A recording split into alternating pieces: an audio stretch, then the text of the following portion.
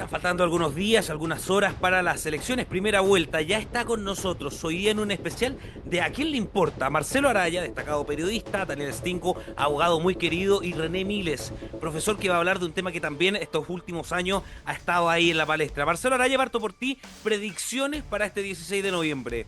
Bienvenido. Muchas gracias y un gusto saludarlos a todos quienes nos están siguiendo, a René también y a Daniel Destingo, gran abogado ahí, y don René que nos va a explicar un poco el tema de qué ha pasado con la deuda histórica de los profesores, que se está ¿A quién le concretando poco a importa? poco ahora. Pero ¿a quién le importa? Bueno, yo creo que está dentro de los temas a quién le importa. Esto es una Sí. especie de decirle a la gente que tanto naturalizamos las cosas que al final terminamos diciendo, ¿y a quién le importa que haya tanta delincuencia, que haya tanto problema? Pero también a quién le importa que el país efectivamente no está cayéndose en ruinas, sino que efectivamente este es un país sólido que ha tenido distintos tipos de gobierno y ellos han logrado que igual, más allá del estallido social, que Chile sea un país que se mantenga bien. Entonces, pero ¿a quién le importa saber más cifras o los detalles? Yo creo que metiéndonos directamente ya a lo que es el tema de las elecciones, ¿a quién le importan las cifras que van entregando cada uno? Y después uno se va dando cuenta con el tiempo, pero ya no hay forma de desmentir como para que todo el mundo que escuchó esas cifras sean las correctas.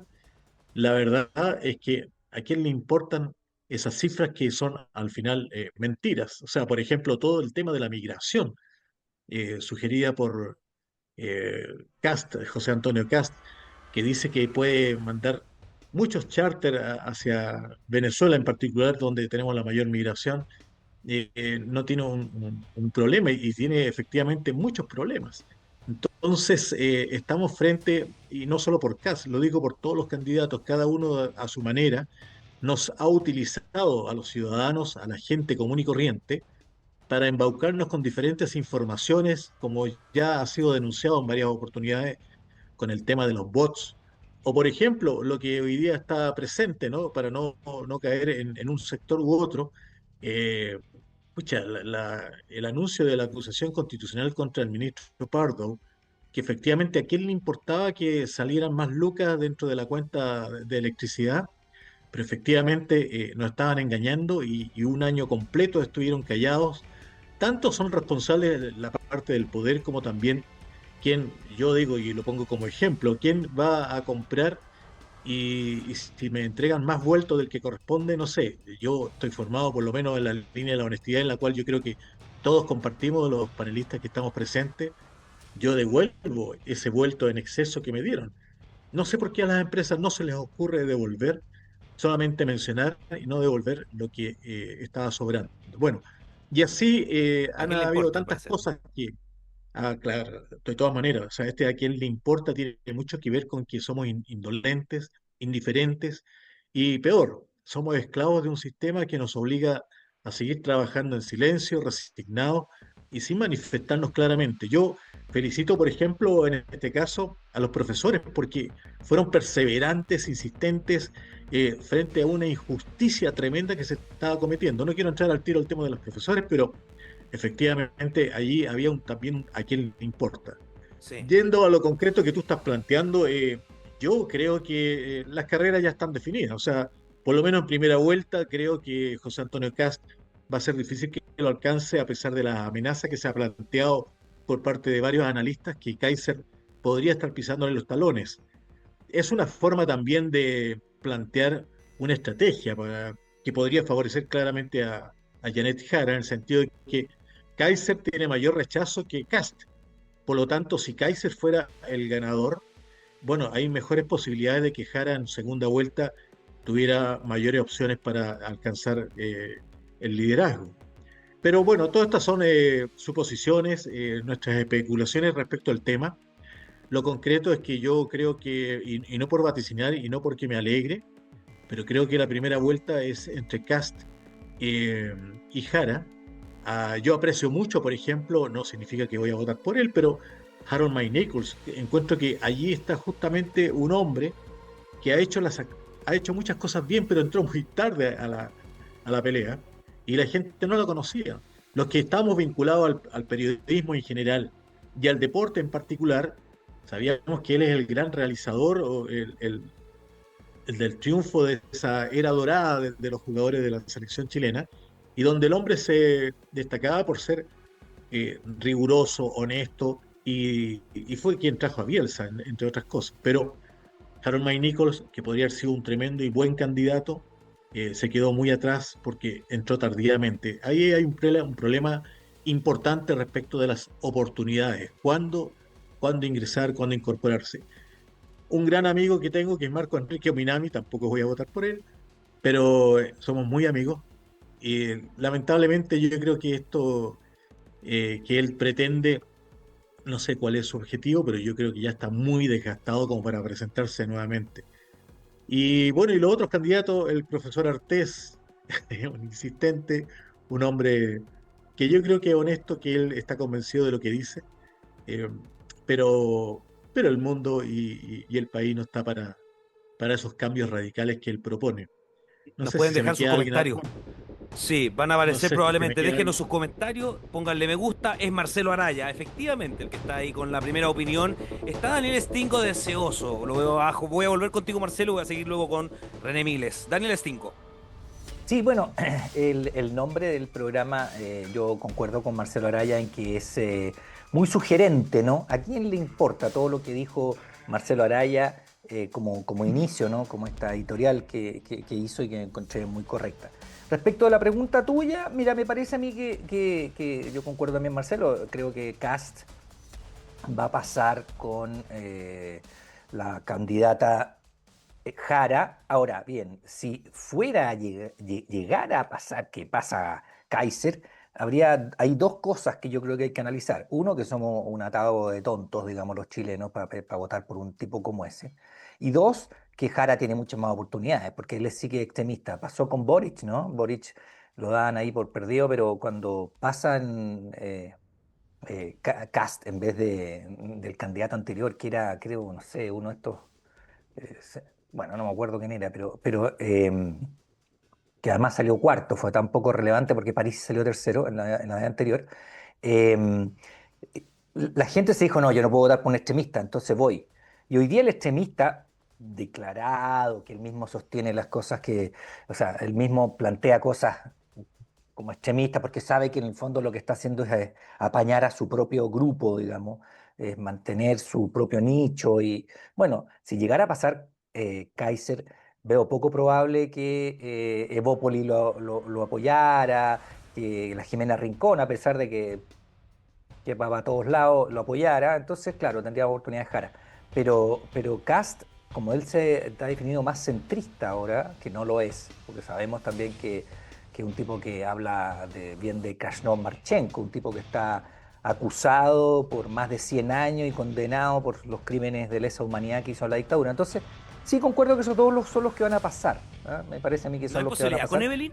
Yo estas últimas horas he pensado que Evelyn puede agarrar fuerza en estas 2 semanas entre que se descuentan los votos, porque dicen que el centro y la izquierda podría ir en vez de por Jara, porque ya saben que Jara es. Entonces yo he escuchado harto voto de centro que podría dar la sorpresa, ¿no? No hay posibilidad. Bueno, no, sí, puedes. A ver, en este país que es El voto obligatorio. medio esquizofrénico, ¿no? En su manera de votar, y que además es un voto que no conocemos, primera vez en la historia que hay un voto completo. Todos tenían que votar, los que tienen sobre 18 años, el voto obligatorio. No conocemos los resultados, no sabemos cómo va. Hay una masa que se habla de 3 millones de pesos que es líquida, que un día puede votar por la lista del pueblo y al día siguiente puede votar por el Partido de la Gente y el día siguiente puede votar por Kaiser, que es un grupo descontento y está bien, pero que no tiene mucha formación política, ¿no? Entonces, bueno, eso sí, puede ser Mira, las sorpresas pueden estar a la orden del día. En política todo puede pasar. René Miles, desde el profesor de este panel. Bienvenido, muchas gracias. Gracias, Yerko. Bueno, ya saludé a Marcelo y a Daniel. Es un gusto y un placer estar trabajando con dos grandes personajes de la televisión y en sus ámbitos. Bueno, la perspectiva mía o la visión mía desde el punto de vista desde un ciudadano común y corriente es por lo que uno puede percatarse en las redes sociales, o bien en el día a día, en las conversaciones diarias que uno tiene en la calle, con los choferes de colectivo, etcétera. Eh, se, se demuestra, yo creo que dos claras tendencias, que es Jara y Kast. Eh, los otros candidatos difícilmente pueden lograr subir sus preferencias, puesto que yo creo que está claro el vaticinio que ustedes dos han dado en cuanto a que las grandes mayorías están dadas, por un lado, por Jara, por Janet Jara, y por otro lado por José Antonio Kast. Ahora, Y no hay otra vuelta que darle. Yo creo que al mirar la encuesta, uno se ve, cualquier tipo de encuesta dan los dos ganadores. Y no creo que esto cambie en tan pocas semanas. Así que eso es lo que yo veo desde mi entorno. recuerde darle me gusta. Estamos con Daniel Stingo, Marcelo Araya y también René Mile. Vamos a hablar del tema de los profesores. Ahora ya, los tres comparten que yo voy a hacer el díscolo entonces acá, como el bueno, el malo y el feo, que en algún momento lo tuvimos, pero estoy pensando de que algo va a pasar, que se están desactivando los votos entre los mismos extremos, porque además recordemos que Kast perdió con Boric. Ya perdió con Pero Boric. no era voto Entonces, obligatorio, pues, querido Yerko. ¿Y eso qué significa? Que hay una tendencia mundial de vuelta al conservadurismo. Pasó en Italia, pasó en Estados Unidos, pasó en Brasil con Bolsonaro, después perdió porque Lula es muy fuerte. Pasó en Argentina, pasó en Ecuador con Noboa. Pasó, o sea, hay muchos países, pasó en Perú. y el péndulo va a la derecha, dices tú.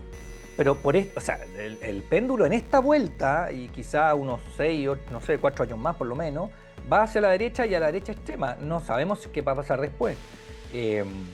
Por lo tanto, lo que uno ve es eso. Yo concuerdo con el profesor también, don René, que lo que dice, pero claro, este país es quiso. Ahora, con votación, como la tenemos hoy día, que es un voto obligatorio que no conocemos, insisto, yo creo que eso nos va a sorprender a todos, ¿ah? Yo creo que hay ahí una cosa. Ahora, la segunda vuelta, algunos dicen que está ganada por la derecha, porque si uno suma hoy día los votos de la derecha, ganan.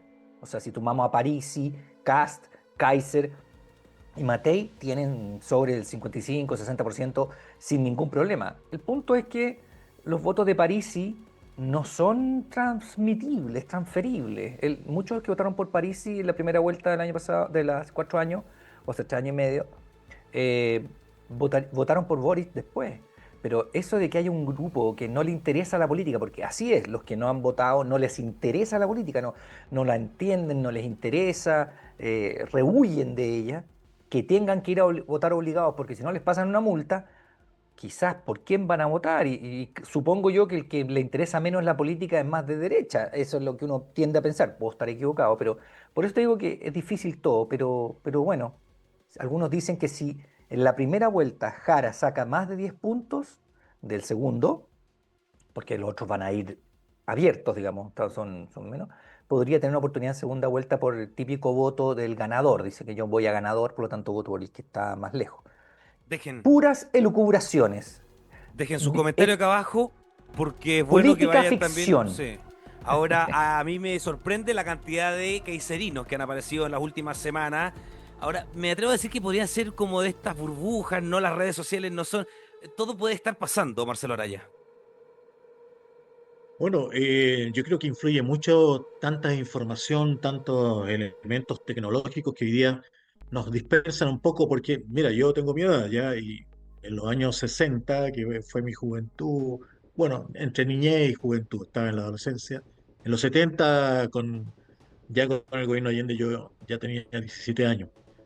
Pero era muy observador, era muy, no sé, mi familia, mi entorno era un mundo militante, o sea, habían demócratas cristianos, socialistas, mi familia es muy grande, pero cada uno tenía, a lo mejor no militante del partido, pero sí identificación ideológica.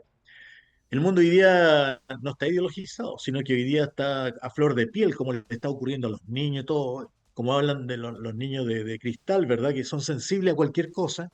Y lo mismo nos pasa con esta masa, un poco para hacer una idea más sociológica de lo que ocurre.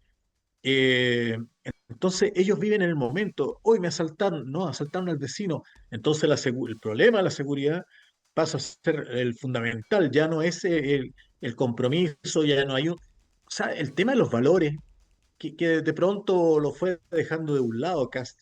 Kaiser lo sigue instalando, pero le va a costar mucho porque también hay muchas contradicciones, pues, porque, por ejemplo, se plantean como patriotas, plantean, por ejemplo, que hubo un intento de golpe de Estado contra Piñera, pero ellos fueron los mismos provocadores del golpe de Estado contra Allende. Entonces, nadie saca y no hay un periodismo además un poco más aguja, con más historia como para plantear el tema de manera que orienten a las personas que además ven estos programas. O sea, digo además en el sentido de que no sé por dónde se orienta y se informa la gente. A lo mejor van a ir a votar desinformados, van a ir a votar porque un amigo le dijo o porque alguien... No sé si estos grandes programas con entrevistas y con todos los candidatos le llegue a mucha gente. Yo la verdad es que ignoro el rating en este momento, pero no sé si efectivamente mucha gente ve la televisión. Nosotros nos enteramos porque siempre estamos preocupados de estos temas, porque somos un mundo más selectivo también, y no estoy diciendo que la otra gente sea mala no, estoy diciendo que hay gente que tiene la aspiración de informarse políticamente, y hay otras personas que dicen, pucha, me obligan a votar y el que sea menos pesado conmigo o el que me ofrezca más cosas, con ese me voy a ir. Y sin duda que ha habido una canasta de ofertas muy grande. O sea, Janet Jara plantea esto de los imposibles, un sueldo vital de 750.000 pesos. ¿Será populismo o será que efectivamente se puede hacer? Porque a veces los imposibles eran posibles. No lo sé, pero al comienzo, cuando lo plantea, a mí me resultaba, mira, está tirando ya un ofertón. Cuando plantea de que va a devolver a los 350.000 venezolanos que están en Chile, Kast está haciendo un tremendo ofertón también. Entonces, y ofertones que no, que a veces tú no sabes si tienen una base financiera económica. El nivel de mentira o de denostación por el otro es algo, yo recuerdo en los tiempos del Parlamento, en los tiempos de Allende y todo, yo me acuerdo que estaban los hermanos Palestro, lo digo porque yo soy sanmiguelino y los Palestros, que eran socialistas, eran de San Miguel. Entonces uno estaba atento a lo que pasaba con este representante de San Miguel y me acuerdo que se agarraban a tinterazo, pero, pero al final sus convicciones estaban presentes. Aquí varían tanto y uno dice, pero ¿qué hace Pamela Giles al lado del partido de la gente? Se paseó por varios partidos, partiendo porque ella fue alguna vez de las juventudes comunistas, y uno se sorprende los paseos que hay, o sea, la forma en que la gente, por ejemplo, que entiendo que íbamos a hablar después del tema de Antonio Ulloa, este ministro súper sometido por la influencia de Hermosilla, y donde la doctora Cordero, ¿verdad? Que debiera ser la más rigurosa, ética, psiquiatra, con todo su... se opone a que lo procesen, ¿no? Y se genera una acusación constitucional. Eso. Oye, sí, yo concuerdo en alguna medida con lo que tú dices. Yo no sé si entramos al tema que a mí me gustaría por lo menos verlo de la deuda histórica que, que, Boric.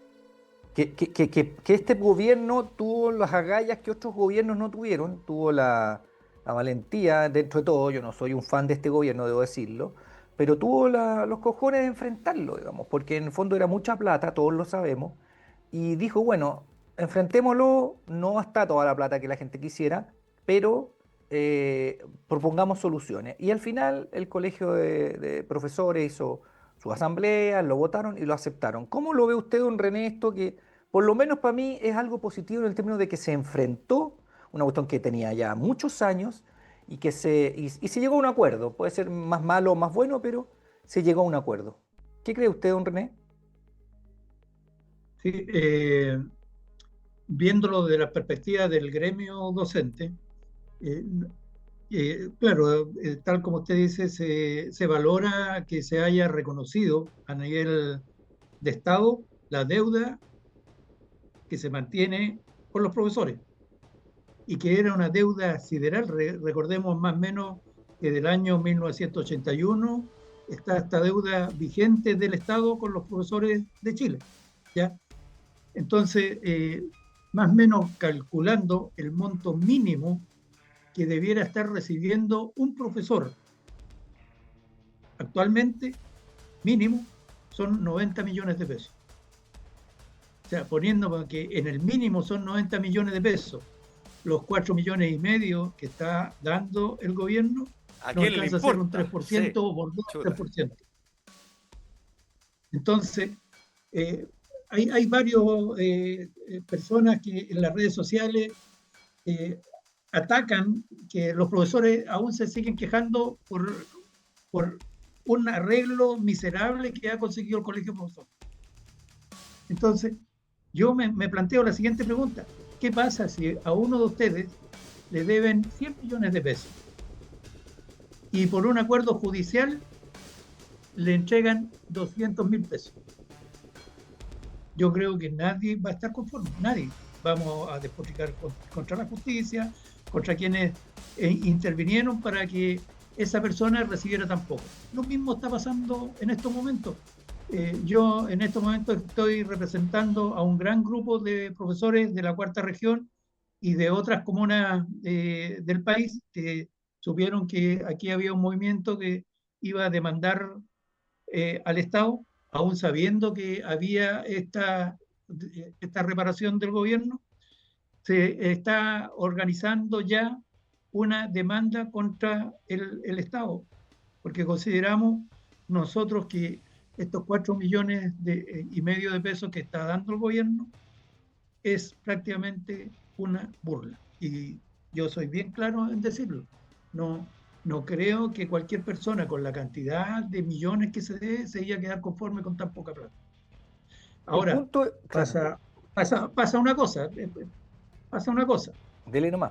que la mayoría de del gremio docente ya está bordeando los 80, está entrando a los 90 años de edad.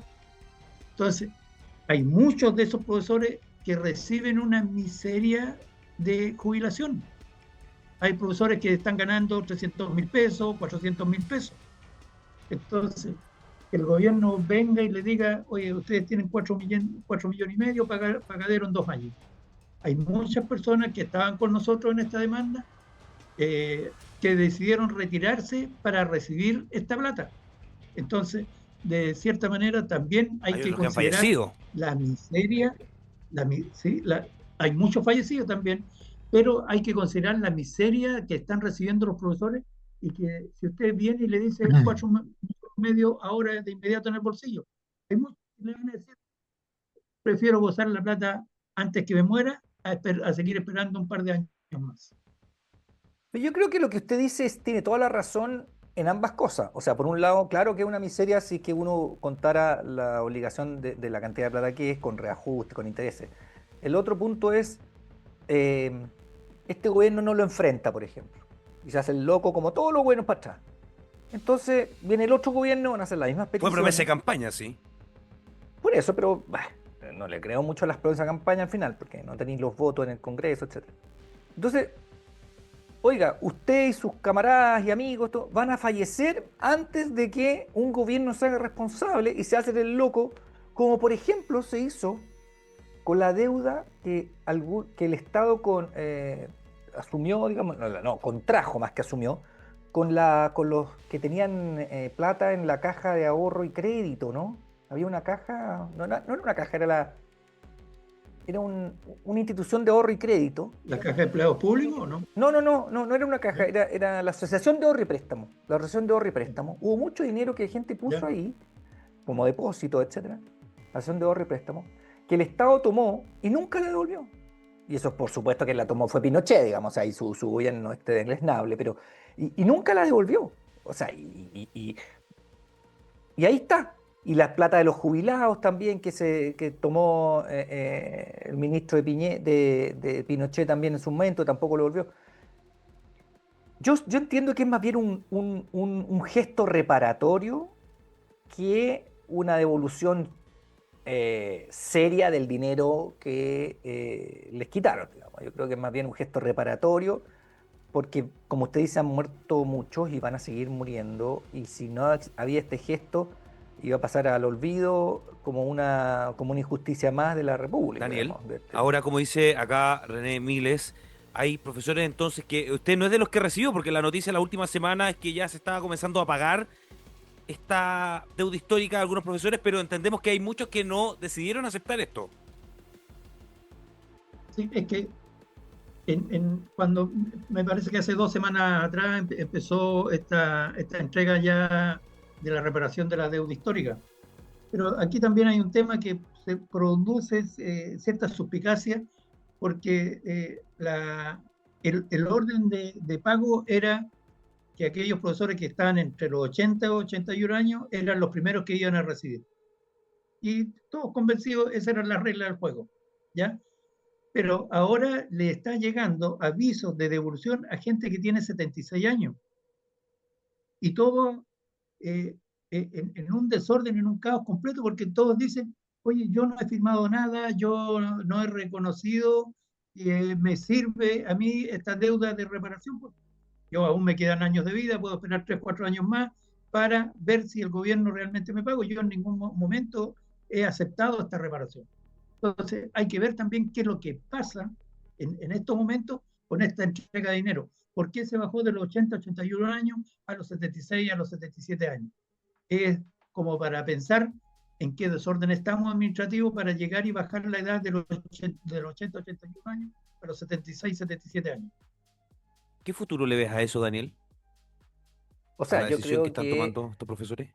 es que la demanda es muy larga. Si es una demanda civil por daños, que efectivamente es eso, es una demanda civil a, no sé, 3, 4 o más años, porque obviamente el que va a defender al fisco es el Consejo de Defensa del Estado, que va a poner, no sé, en un juicio en un tribunal van a ser 2 años, y después van a ir a la Corte de Apelaciones, y después van a ir a la Corte Suprema. Son varios años.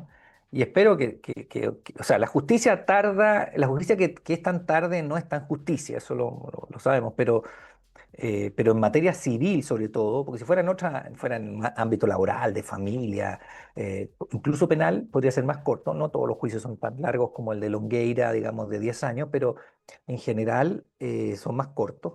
Pero claro, existe el peligro de que se queden también, fallezcan por el número de años que van a pasar con porque sabemos que el Consejo de Defensa del Estado tiene un regimiento de abogados ahí para defender los intereses, para defender los intereses del fisco. Eso, para eso existe, se supone. Y Ahora, bueno, en este largo historial de la deuda, hay comunas en Chile que ganaron la demanda al Estado.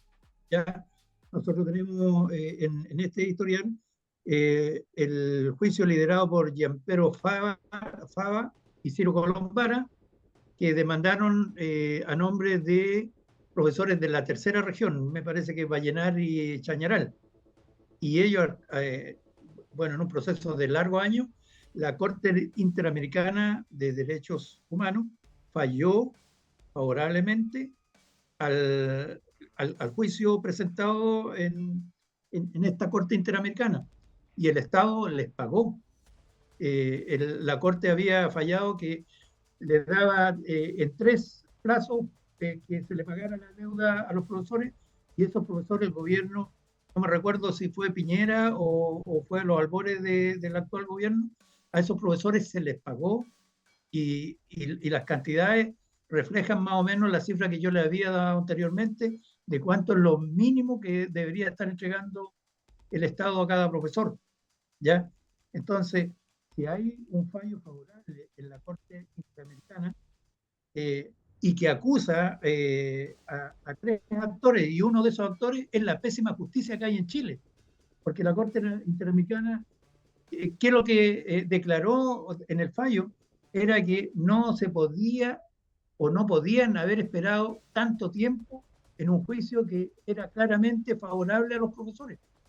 No estaban cobrando una plata por antojo. Ellos estaban reclamando una ley, la ley número 3551 del 1981, que ofrecía una asignación especial a los docentes. y eso no se cumplió. Hay abogados que han ganado este juicio presentándose en la Corte Interamericana. Por lo tanto, yo no sé si esto servirá de aval de jurisprudencia para que estas cortes que hay en Chile puedan fallar a favor de estos profesores que estamos presentando demandas y que no solamente en la cuarta región. Sé que también hay en la séptima, en la octava región, otros movimientos parecidos que no se conformaron con la reparación que está entregando el actual gobierno. No, está muy bien, ¿ah? El punto es que para llegar a la Corte Interamericana tiene que haber pasado por las Cortes chilenas. Y bueno, si son, como usted dice, que hay jurisprudencia, sería bueno, pero yo no sé si las Cortes chilenas van a respetar esa jurisprudencia. Deberían. Marcelo. Pero yo conozco tanto a Jean Piero Fava, que está un año más arriba que yo en la Católica, como a Ciro Colombara, que está 2 años más abajo. Los dos son muy buenos abogados.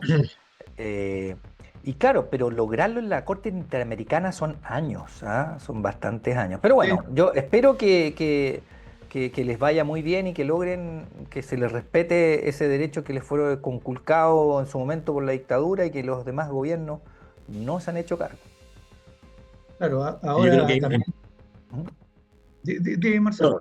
no, yo creo que es importante también para quienes nos están siguiendo contextualizar un poco, porque esto fue una definición de la dictadura del general Pinochet en de sacar a los colegios públicos, las escuelas públicas y liceos públicos del ámbito de la administración del Estado y trasladarla a las municipalidades.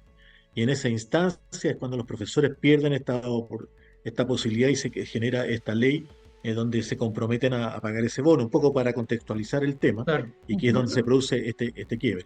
Marcelo, yo empecé a trabajar en el sistema, en el Ministerio de Educación como contrato de profesor el año 80, y el año 81 más o menos en abril se empezó a hacer el traspaso de la educación pública a las municipalidades. En este contexto de la aplicación de esta asignación especial que entregaba el gobierno a los empleados públicos, al sector público, se produce este desconocimiento de las municipalidades de no pagar esta asignación especial. Y esta deuda se empieza, Acumular. generalmente empezaron en abril, ¿ya? En el movimiento que se llamó traspaso a los establecimientos educacionales del sector municipal. Hubieron otros que se fueron traspasados el año 82, 83, 84, hasta el 87, me parece, este movimiento de traspaso de establecimientos ministeriales a las municipalidades. Entonces, Yo también quisiera relevar de alguna manera los cambios que ha implicado esto, porque hoy día la educación pública es muy pobre, pobre en muchos sentidos. Y yo recuerdo, por eso vuelvo a insistir, yo creo que soy incluso más viejito que usted, don René, eh, pero yo recuerdo que los parlamentarios, los presidentes, salían de las instituciones públicas. Particularmente, todo destaca el Instituto Nacional, que era la eminencia de entre todos los liceos públicos, y se salía del liceo de aplicación. O sea, todo el mundo quería estar de alguna manera, como también pasaba con la salud. O sea, hoy día las clínicas privadas son como lo más importante. Yo recuerdo en esos años que, que el médico que no estaba en un hospital público no tenía reconocimiento por su valor profesional. Y los profesores que venían de la normal o que venían saliendo precisamente de las grandes instituciones porque eran los formadores del futuro. Recordemos, yo siempre recuerdo esto de Pedro Aguirre Cerda, pero bueno, es una consigna, pero que él dice, gobernar es educar. Para él era fundamental la educación, el traspasar a los niños, a los futuros, valores, también toda su formación de aprendizaje respecto de las materias que corresponden. Pero yo creo que lo esencial del valor del maestro, del profesor, era traspasar valores no solamente de la patria, sino que los valores que tienen que ver con la identidad humana. Y hoy día, lamentablemente, uno dice, mira, él va a ser profesor o está estudiando pedagogía porque no tuvo otra opción para entrar a otra carrera. Pero antes era vocacional. O sea, yo quiero ser profesor correcto. porque quiero entregar esto. Y de alguna manera, al querer yo relevar esto, un poco decir que no estoy contra el sistema, pero sí de alguna manera nos han hecho tan individualistas, y a quién le importan todas estas cosas, que no logramos traspasar valores que impidan que los niños dejen o abandonen las clases, porque le va a generar mayores posibilidades, porque está todo tan monetarizado, que ese niño está siendo una opción de ganancia al ser un soldado, por ejemplo, de un narcotraficante. Y prefiera estar allí que estar en el colegio o en la escuela formándose pensando en un futuro mejor. Yo creo que esto no solo involucra el tema del dinero, que sí es tremendamente importante, la deuda histórica, creo que no solamente económica, sino que hay una deuda histórica en el plano social con nuestro país, al, al desechar, al darle lo mismo, quién educa y cómo se educa en nuestro país. Es que, Oye, Marcelo, tú tienes mucha razón en la decadencia que ha tenido la educación pública. No hablemos de la educación privada porque son mundos opuestos, ¿ya? Así. Eh, y la educación pública, ¿por qué ha fracasado? Porque se ha puesto más énfasis en el tema económico que en el tema técnico, pedagógico que viven los establecimientos, las realidades que viven los establecimientos en nuestro país. Por ejemplo, yo fui director de 3 o 4 escuelas en la comuna de Salamanca, donde teníamos que luchar muchas veces por que los profesores tuvieran tiza o plumones en la sala de clase. ¿Ya? Me recuerdo que en el gobierno de Michelle Bachelet se dictó esta ley CEP que iba un monto de dinero a ayudar al establecimiento educacional. El primer año, segundo año, funcionó a las mil maravillas. Llegaba una remesa de dinero, supónganse ustedes, 3, 4 millones de pesos, para que los directores las manejaran de acuerdo a las necesidades que tenían los establecimientos educacionales. Pero de ahí para adelante se empezaron a producir diversos temas salariales. ¿Y de dónde sacaron esa plata? El gobierno autorizó que la sacaran de la misma plata que ellos habían dado para las mejoras sustantivas de los colegios. Y los montos de esos dineros se fueron a millonarios, autorizados por el mismo Ministerio de Educación de distintas épocas. Y al final, si nosotros hacemos una revisión histórica en cada municipio, vamos a ver que hay unos hoyos tremendos beneficiarios de ese dinero que eran destinados para solucionar los problemas de los estudiantes más pobres del país. Aquí no estamos hablando de platas que iban dirigidas a los estudiantes más ricos, más beneficiados. Eran destinados a los niños más pobres. Entonces, la herida fue tremenda. La plata esta que llegaba prácticamente se fue perdiendo, y las mejoras que en un momento, en un par de meses, un par de años, se habían manifestado en los establecimientos, se dejaron de percibir. ¿Ya? Entonces, por ejemplo, una escuela pongámoslo de 300 alumnos, necesita profesores, ¿ya? Un profesor por curso, ya pongámosle 10 profesores por curso. Pero aparte, para atender a ese universo se necesitan asistentes de aula, ¿ya? Que los podemos manejar, que pueden ser personal para el aseo, para la biblioteca y para otros factores. Y se necesita algo que en estos momentos está ocurriendo en la educación chilena: atender a los niños más necesitados, a los niños que tienen problemas, que tienen problemas de aprendizaje, ¿ya? Que están con algunas necesidades transitorias o permanentes. ¿Qué es lo que hago yo como director para que esos niños sean atendidos? Conseguir profesionales que tengan la capacidad de atender a los niños. Ahí se necesitan profesores de educación diferencial, se necesitan psicopedagogos, se necesitan profesionales para que les enseñen a hablar, a modular a los niños. Entonces, hay una gama de profesionales que, si yo veo por la parte económica, yo voy a decir, no, este profesional a mí no me sirve. Entonces, nosotros como profesores, ¿cómo damos real solución a que la escuela entregue una educación verdadera, una educación que pueda ser útil para todo este universo de alumnos que llegan a esta escuela? Repito, la educación pública o la educación municipal recibe a los niños más pobres del país. Así es. ¿Ya? Entonces, totalmente de acuerdo. uno como profesor le duele en el alma que ocurran estas realidades, ¿ya? Le duele en el alma. Yo trabajé también en un colegio particular subvencionado. Parte de los subvencionados los apoderados y parte de la subvención del Estado. Ya ahí vivimos otro mundo. Pero si nosotros nos vamos a un colegio particular, las realidades son enormes, ¿ya? Y que además, sí, bueno, Se maneja Mm. mayores recursos financieros, hay mejor dotación de profesores, de profesionales del área, psicólogos y fonoaudiólogos y todo el aspecto profesional que necesitan no solamente los establecimientos que atienden niños de otro mundo social, sino que también este mundo social de baja también lo necesita, también merecen ser atendidos tan bien como son los niños de colegios particulares. Súper buen tema para comenzar. ¿A quién le importa? Porque la deuda histórica, los profesores además, y seguramente Stingo, que es muy buen abogado, vamos a nosotros dejar la conexión. Sí, que además bueno, no quiero meterme acá porque cada uno ve cómo va dando educación, pero es todo un tema. Esta última reflexión que hacía René Miles, gracias por esta conexión, en este tema de a quién le importa, resultó uno bien poderoso, ¿no? Como lo es la educación en cualquier país de este planeta, hermoso planeta. Gracias a quienes le dan me gusta, se suscriben. René Miles, por favor no te vayas. Está Marcelo Araya, está Daniel Stinco. Escuchando además, está bueno este tema, seguramente lo vamos a tener que volver a tratar en otro capítulo, porque da para conversarlo por mucho rato más.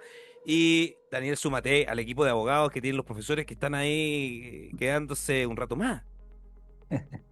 Bueno, Eso tiene otro precio. no es llegar y meterse en un equipo de abogados. Oye, ¿me permites tú ya ahora pasar al segundo tema?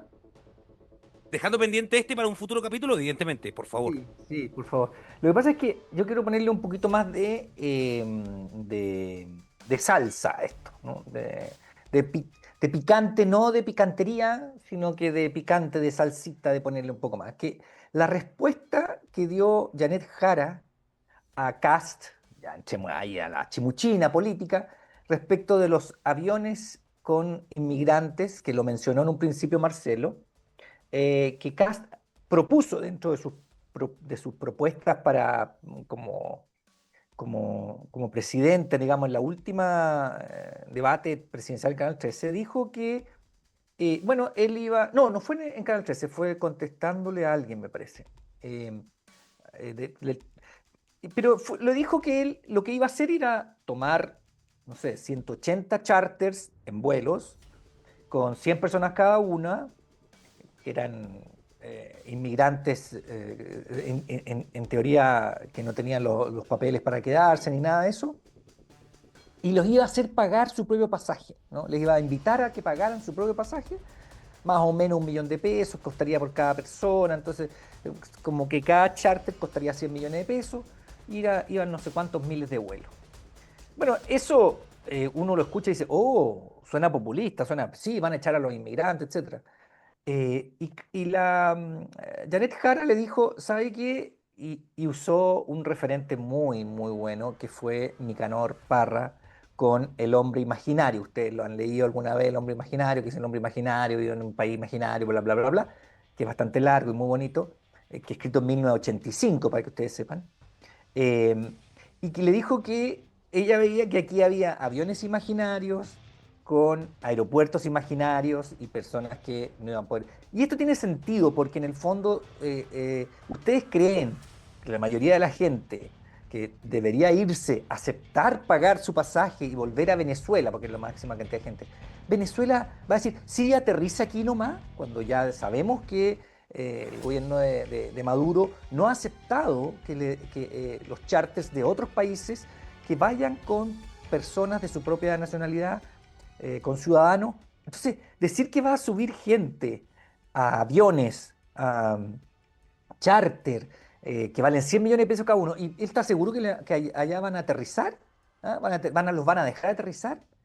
Eh, el presidente Maduro y todo el gobierno Una idea venezolano. más bien improvisada, ¿no? Es que este punto O está sea, acostumbrado a yo creo improvisar. que lo que pasa es que, y ahí está el punto, ¿no? Bueno, lo primero es decir que fue muy ocurrente lo de Janet Jaran de contestarle con una referencia clarísima el hombre imaginario de Nicanor Parra. Porque realmente es imaginario lo que estaba diciendo, si no tiene ni pies ni cabeza. Cuesta muchísimo dinero por un lado y por otro lado tienes que aceptar que el país donde tú mandas a esa gente lo acepte, los quiera recibir. Y eso no está claro porque él no está en esa disposición. Entonces, ahora uno piensa, ¿qué se le ocurrió esto a Kast? ¿Por qué? Porque acuérdense que en la vuelta anterior, ¿cierto? En el 2021, Kast puso mucho más eh, como presentando dentro de su proyecto político, ¿no? De su propuesta política, cuestiones de valóricas muy duras, que le criticaron mucho y que hizo que muchas mujeres al final votaran por Boric y no por Kast, porque eran cuestiones como contra el aborto, contra el matrimonio homosexual, todas esas cosas que en vez de ver, no sé, el aborto como un problema de salud pública, lo ve como un problema valórico y no sé qué, y trata de imponérselo a todos y a todas, especialmente a todas. Entonces esta vuelta dijo, ahí me bajan los votos, por lo tanto yo no voy a hablar de temas valóricos, como sí lo ha hecho Kaiser. Y entonces dijo, no, es que vamos a hacer un gobierno de emergencia porque está todo muy malo. Y con esa idea ha hecho, sí, primero un gobierno de emergencia, y no se mete en ningún tema valórico ni en ninguna propuesta seria de nada. Y cuando saca la primera propuesta, se le cae a pedazos. No es el país el que se está cayendo a pedazos, es la propuesta de Kast que se está cayendo a pedazos cuando dice que va a mandar a 100 aviones, no sé cuánto, no, eran bastantes miles de aviones, cuando es imposible por el lado económico, pero también es imposible porque no se los van a recibir. Entonces encontré muy curiosa esto, no sé qué piensan ustedes de esto, pero yo fue como Desde el algo, porque comando de Janet Jara, Daniel Stingo, con la opinión, escucho a yo no Marcelo soy del Araya. comando de Janet Jara, de hecho no me han llamado, de hecho no me he comunicado con ella, nunca me han llamado de ella. He escuchado No a así como algunos. Boric, que después ni siquiera te contestó el WhatsApp. Es muy distinto lo de Boric porque Boric me pidió ayuda, él a mí, me llamó Sí, por. pues te fuiste a Mentira, Punta no. Arena con él. A todo Sí, esto, quien también. fue citado a la mismísima moneda por Boric es Marcelo Araya, así que tenemos acá un panel. Mira Tranquilo. tú. ¿Cuándo Pero, es? bueno, No, pero pero no. yo siguiendo la línea de Daniel y razonablemente y sacando los cálculos, dado que estamos hablando de cifras, o sea, son 380.000 los migrantes venezolanos que están en condiciones para ser devueltos. Eso implica 3.800 vuelos a 100 millones de pesos cada uno, con copago no hay por dónde verlo, no hay por dónde. Entonces, eso es a quién le importan. Qué bueno que la candidata lo haya sacado, pero a mí me duele en el alma, de verdad, que no sean los periodistas los que se den cuenta de que hay cosas que no son posibles, que no son viables, que se están mintiendo descaradamente y no pararlo de inmediato y decir, a ver, descubramos esto. Tanto para cualquiera de los candidatos que están entregando sus aportes como lo que decía ahí Mike Nichols, no estamos haciendo los Larry todo, estamos aceptando que nos lleve el viento, estamos aceptando que, o sea, por ejemplo, todo lo planteado con esto que acaba de ocurrir en Argentina con Milei, y donde saca un mejor resultado del que se esperaba, y que era Ya el vamos a dejar compromiso con campaña. Estados Unidos. Claro, eso va a influir, claro, positivamente también para Kass, porque la gente trata de homologar y decir, ah, mira, no le va tan mal a Milei con las medidas duras y drásticas. Pero lo que no supone la gente y lo que no trata de, nosotros como periodistas deberíamos tratar de abrir, correr el velo y decirle a la gente, ¿sabe? Lo que significa adoptar medidas a través, por ejemplo, de vía del decreto, es gobernar sin parlamento. ¿Sabe lo que puede suceder al gobernar sin parlamento? Sabe que usted, siendo inocente, puede ser detenido o si le entregamos más poder a las instituciones que son de orden público y que yo las reconozco y yo tengo una alta estima por Carabineros, le he hecho clases incluso a grupos de mayores que ascendían al grado de mayor para ejercer. Antes los mayores eran los que eran responsables de cada comisaría, ahora hay de diferentes tipos de acuerdo al nivel de población, comandante, coroneles.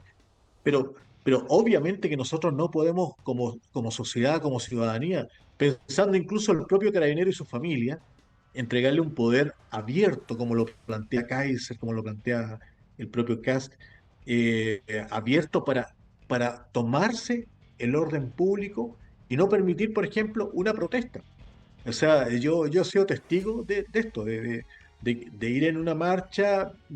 Yo reclamaba por el agua, he reclamado también por la AFP, donde sin ningún control, simplemente porque vas hablando, vas gritando, vas diciendo algo, te tiran agua o te tiran gases. Entonces yo digo, pero somos personas adultos, ciudadanos que vamos caminando, no estamos haciendo ningún destrozo. Es más, he visto cuando los muchachos anarquistas y que se instalan con sus capuchas negras y empiezan a hacer destrozos, Carabineros se preocupa particularmente de ir a buscarte el lienzo. Donde está la persona con lienzo, se lo arrebatan y ahí generan un conflicto. No estoy diciendo que la institución tenga como doctrina una represión injusta, pero hay sectores de esto, del cuerpo de orden público, no me acuerdo cómo se llama, pero las fuerzas especiales, que tienen una predisposición tan fuerte frente a la posibilidad de la protesta. Y a quien actúa con acto delictual simplemente lo obvia porque a lo mejor le resulta más complicado y prefiere tener como resultados, porque muchas veces todo esto se mide por resultados. ¿Cuántos detenidos tienen? 100. Perfecto. ¿Pero eran o no eran culpables? No, no lo sabe. Entonces, cuando estas medidas tan duras que se están proponiendo y que podrían involucrarse, un tema que hoy día nos atañe a todos, que es la seguridad, yo creo que es un peligro muy grande. Es un peligro grande pensar que Y eso es es lo populista, correcto. si tú me permites, ¿ah? Es porque él sabe que no se puede hacer. O sea, es una alocución a que la gente no profundice y diga, va a echar a los, qué bueno, y listo, con esto voto por él. No hace un estudio mínimo, no hace poner los números, ver si el otro te va a recibir a los ciudadanos. Es como, bueno, por lo menos A la ahora no habla de galería. zanja, ahora, no, él no habla de zanjas ahora, pero hay otro, que también es de derecha, que dice que hay que poner minas antipersonales, y después le dijeron, ¿cómo va a poner minas antipersonales? No, son minas antitanque. ¿Qué saca con poner minas antitanque en el norte, el otro París? Entonces, esto está tan loco, ¿qué se les ocurre? Tiran cosas que no tienen ni un sentido. Bueno, eso es Sí, parte de lo que yo pienso, por lo menos, que es esto del populismo, que a mí me preocupa mucho porque sí, parecen soluciones viables, pero claramente no lo son. Un poquito uno rasca así y ve que la solución esa que está diciendo políticamente de algún aspecto de la violencia, de lo social, de las pensiones, ¿no? Kaiser que decía que a las mamás que tenían 3 hijos le iba a dar el 100%, a las que tenían 2 hijos le iba a dar el 75%. ¿De dónde sacaste eso? ¿Cómo se te creó eso? ¿Que vas a quitarle un porcentaje a aquella mamá que no tenga tanto hijo de su pensión? ¿De qué me estáis hablando? Entonces, cuando tú dices esas cuestiones que no tienen ni pie ni cabeza y ese tipo quiere gobernar, bueno, eso es preocupante, en mi opinión. Recuerden suscribirse. Estamos con la última vuelta, última ronda, René Miles. sí, escuchándolo atentamente, yo tengo la siguiente interrogante. ¿No se estará volviendo Chile un país bananero? Porque díganme ustedes qué candidato no ha hecho un ofertón que al analizarlo vemos que es imposible concretarlo.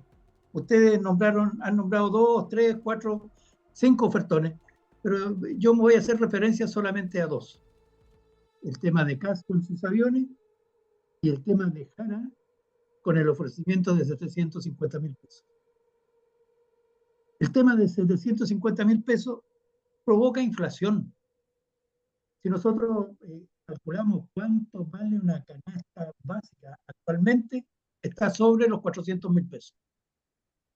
Si vemos que el sueldo mínimo en estos momentos está en 500.000 pesos, me quedan 100.000 pesos para pagar agua, luz, gas y otros gastos de locomoción, etcétera, y con eso está viviendo la gente. Y todo se produce porque la inflación va como cohete hacia la luna. Entonces, ¿de qué forma se puede pretender que yo puedo decir es una aspiración muy justa? 750.000 pesos para todos. Yo en estos momentos, siendo jubilado como profesor, no alcanzo a ganar 900.000 pesos. O sea, yo también voy a tener una pretensión que si el sueldo mínimo sube a 700.000 pesos, voy a exigir que mi jubilación se suba en un 50% más, porque si no vamos a quedar en el grupo rápidamente de los indigentes, todos los profesores como indigentes. Entonces, yo creo que nosotros como chilenos debemos tener a lo mejor la valentía de pararnos frente al político actual y decirle, no, compañero, si usted está ofreciendo esto, ¿cómo lo va a hacer? ¿Qué consecuencias nosotros vamos a sufrir como ciudadanos comunes y corrientes? Claro, yo me puedo deslumbrar, son 750.000 pesos, qué bueno que me van a llegar al bolsillo, pero ¿qué costo va a tener para el país? Lo mismo digo yo con el ofrecimiento que hace CAS con poner no sé cuántos aviones para desalojar a los inmigrantes, que también considerar, oye, que lo paguen los inmigrantes cuando se vayan, ¿cómo lo van a pagar? ¿Cómo? ¿De dónde voy a sacar plata para costear todos estos viajes en avión? O sea, si solamente definimos estas dos propuestas de los dos candidatos Que van principales, a segunda vuelta, según ustedes. yo encuentro que es una utopía muy grande.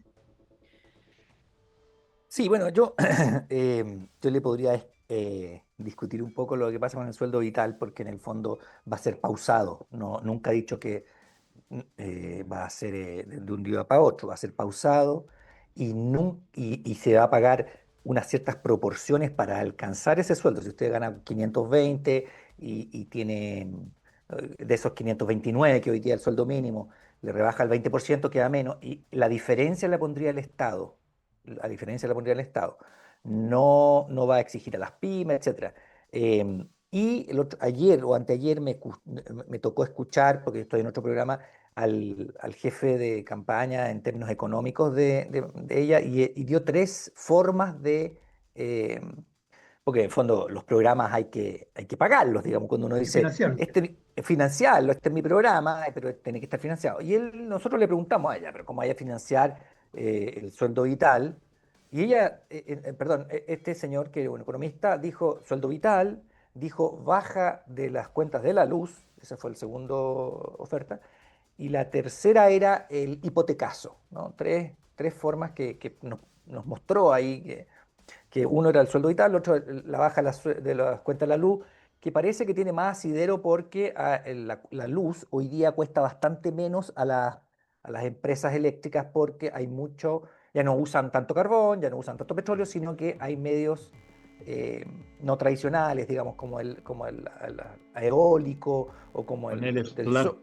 Claro. Entonces les cuesta menos generar la energía, por lo tanto eso tendría que traspasarse a los usuarios. Y eso hay una forma entonces, ellos dicen que van a hacer licitaciones nuevas y que con eso van a financiar y bajarían un 20% más las cuentas de luz, por este mismo que lo han dicho todos, porque los contratos, las licitaciones de las eléctricas empiezan a terminar el 2026, después 2027, etcétera, varias. Entonces se podría además bajar las cuentas de la luz, lo cual sería efectivo. Lo del sueldo vital, claro, ¿cómo lo vas a financiar? Si aquí en una cuestión tú dices, sí, todos queremos eso, pero ¿cómo lo vas a financiar? Y ellos dijeron, primero, atacar la ilusión que la ilusión es una forma jurídica bonita de decir que hay evasión de impuestos, eh, y propuso otras cosas que habría que mirarlo porque no me acuerdo mucho, pero yo cuando habló del sueldo vital, vital es de vida. Y me acuerdo que la iglesia habló no hace mucho tiempo del sueldo ético mínimo familiar. Entonces, intentar llegar a eso, a mí me parece bastante como, ¿cómo decirlo, no? Bastante positivo versus aquellos que dicen, ¿cierto? Como el otro lado, que como Cast o Kaiser que dice vamos a terminar con el sueldo mínimo. No, es que no va a haber, porque tiene que regularlo el mercado. Eso es mentira, el mercado no lo regula, por lo tanto, en toda la historia de aquí hace unos años para atrás y en todos lados del mundo hay un sueldo mínimo, porque si no, algunos no van a respetar eso. Entonces, tiene que haber un sueldo mínimo. Bueno, ok, y eso se discute, etcétera. Este gobierno llegó al sueldo mínimo más alto en la historia.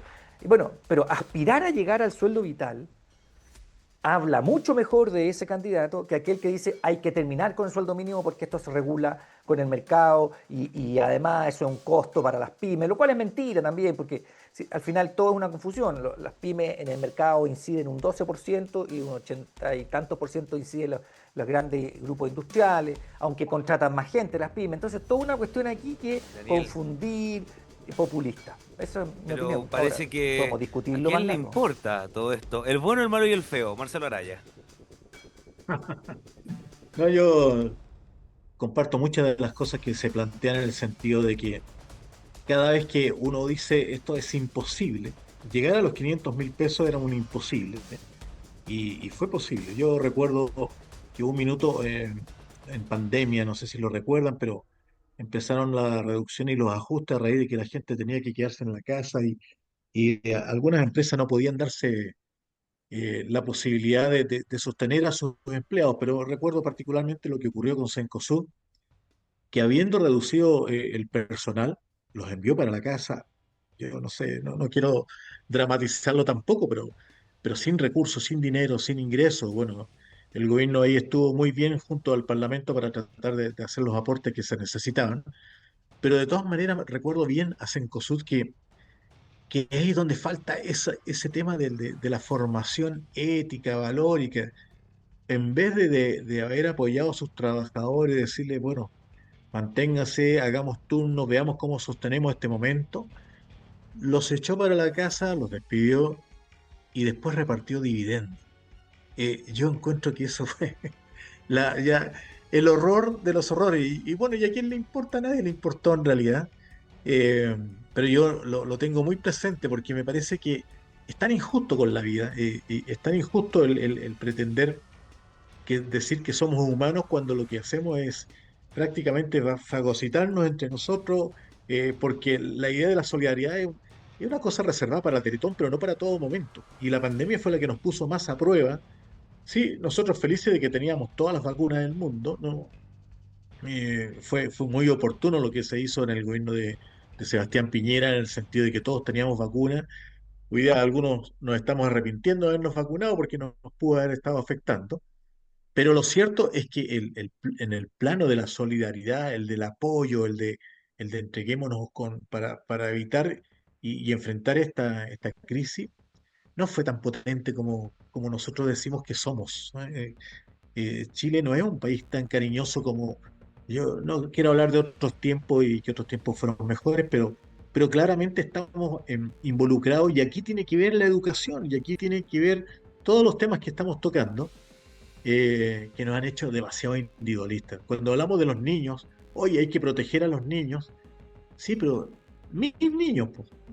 Si yo veo a un niño en la calle pidiendo, eh, a lo mejor le doy una moneda, estoy haciendo como pensando por los demás, o a lo mejor lo desprecio profundamente, porque está tan instalado el tema clasista e individualista en todos nosotros, para no llegar de a un solo lado.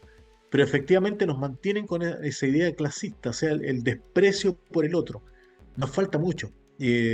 Éramos un país quizás más pobre, pero yo creo que antes había como más conciencia del otro, por el otro.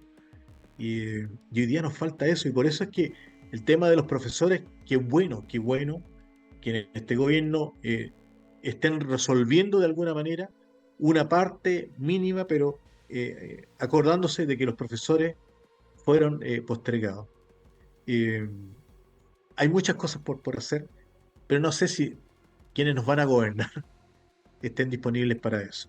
Bueno, vamos a seguir nosotros conversando acá. Marcelo, Daniel, René, les planteo 15 segundos a cada uno para la última parte y cerrar. Gracias por estar acá. Gracias, don René, entiendo desde La Serena en esta conexión. Un abrazo grande para usted. Igualmente, Yerko, un abrazo gigante para Marcelo y Daniel también. Muy grato haber estado compartiendo con ustedes. El extingo.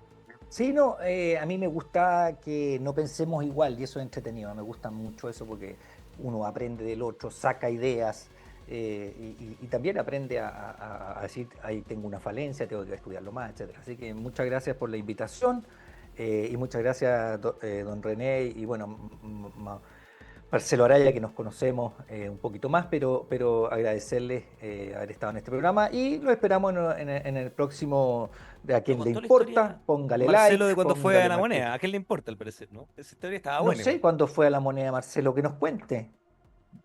Ah, por el tema de Nueva York, dices tú, Sí, por los claro, pero lo balazos. dejamos. Sí. Ah, lo de los balazos, sí, pues sí. Fue Sí, citado ahí al bueno, segundo piso. Ah, no, no, no, no, estás No fue tanto. inventando y especulando, no, no, no, no digas cosas. Yo fui una vez Llegó por el solamente hasta tema la de ¿A oficina del quién le presidente. importa? Dice, ¿no? ¿a quién le importa? Claro. No, yo solo Gracias, Marcelo. decir que, bueno, se viene próximo ya las elecciones, son el 16 de noviembre, ¿verdad? No queda nada. Lo único que si alguien de la gente que nos está viendo, nada más que decir lo siguiente. No es un tema de periodistas o de abogados o de sectores de la élite, de los profesores, la obligación, porque votar es un derecho, pero también hay una obligación. Hay que informarse, hay que tomar conciencia de lo que vamos a decidir, porque en 4 años se puede avanzar o destruir a un país. Nada más, un gustazo haber compartido con ustedes, con René y con Daniel y Yerko Ábalos en la voz de la ausencia. Sí, muchas gracias. Suscríbanse, gracias. Que estén muy bien. Recuerden darle me gusta, dejen sus comentarios. Desde la Jaraneta, Daniel Stinco. Se está subiendo también Marcelo. Y bueno, no sabemos para dónde va. En fin, muchas gracias, que estén bien. Nos vemos. Chao, chao. Chao, chao.